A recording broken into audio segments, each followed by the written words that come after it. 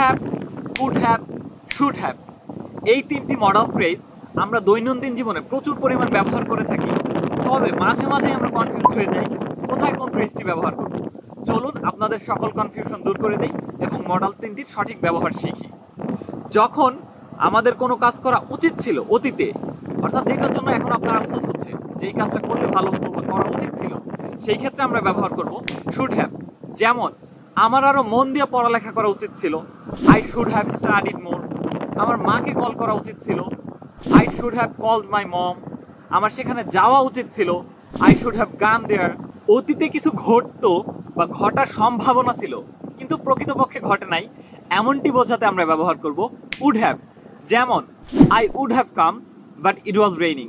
আমি আসতাম কিন্তু বৃষ্টি হচ্ছিল, অর্থাৎ বৃষ্টির কারণে আমি আসতে পারিনি। She would have gone but she was busy. সে যেত কিন্তু যেতে পারে নাই, সে ব্যস্ত ছিল, অর্থাৎ ঘটার সম্ভাবনা ছিল কিন্তু ঘটেনি।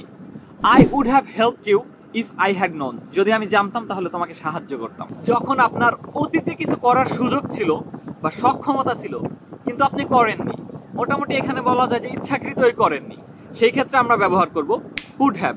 যেমন আমি সেখানে যেতে পারতাম, আই কুড হ্যাভ গান দেয়ার। তুমি এখানে আসতে পারতে, you could have come here. তারা ক্লাসে যেতে পারতো, they could have gone to the class। আশা করি আপনাদের সকল কনফিউশন দূর হয়েছে।